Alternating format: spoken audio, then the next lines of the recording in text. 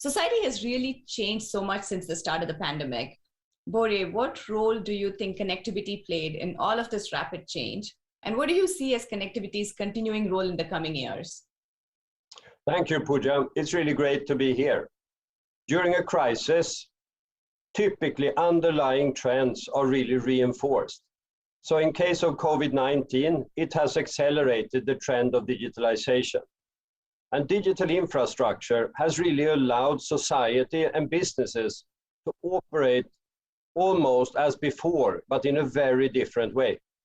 So for the last 2 years, 80% of the Ericsson team has worked remotely with little or no impact on deliveries, and often at better productivity. Most people around the world, they depend on mobile networks for connectivity. And without the mobile networks, the economies around the world would probably have ground to a halt. So mobile networks, they proved highly resilient in dealing with the increase in traffic as well as shifting traffic patterns. And remote working, that's for sure something that's here to stay. By 2030, we estimate that nearly 60% of white-collar work will take place remotely, and most will depend on mobile connectivity. You talked about the impact that connectivity is having on society and businesses. How has digitization impacted the enterprise sector, and what industries do you think will be most impacted in the future? That's a great question, Pooja. 4G in reality digitalized the consumers. And I know very few that still have a DVD or CD at home, or a photo album for that matter. With 5G, we can now digitalize enterprises in really the same way. And 5G, it's now the fastest scaling mobile generation ever, with over 660 million mobile subscriptions.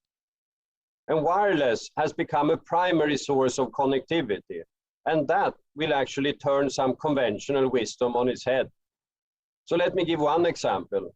With cellular technology and modern technology like digital twin, sensors, AI, we can in our own manufacturing facility in Texas show that the productivity has increased by 2.2%. And this will really allow manufacturing to move back to what traditionally was high-cost countries. And maybe New Jersey is going to prove to be a manufacturing hub going forward. So I would say wireless connectivity is really going to empower businesses to fundamentally change. So some examples. The best physician practice will be your home. With XR, you can learn anything, anywhere. And logistics chains, they are going to be optimized in a very different way. I'd like to shift now to the climate, because this is such a key issue for businesses and society as a whole. What role do you see mobile connectivity playing in helping to tackle the global climate crisis? I agree. Climate change is probably the most urgent global challenge we face as humanity. To limit global warming to 1.5 degrees above pre-industrial levels, scientists have said that we need to cut global greenhouse gas emissions by half by 2030. ICT solutions can enable a 15% reduction in the emissions of key industrial sectors. Electricity and energy supply, that will enable a transition towards smarter grids. In manufacturing, our own 5G smart factory in Texas has cut energy consumption by a quarter by leveraging new technology. In transportation, 5G networks will be required to drive further electric vehicles powered by renewable energy. And we should remember solutions such as AI and the cloud. Those are critical, of course, to decarbonize the industry, but they are nothing without high-performance mobile connectivity. So what we need to do is to accelerate the global deployment of 5G in order to scale these solutions.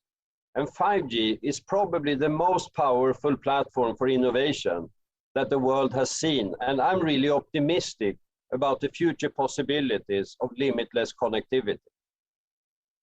Börje, thank you for joining me today for Ericsson's Sponsor Spotlight and sharing your insights with us.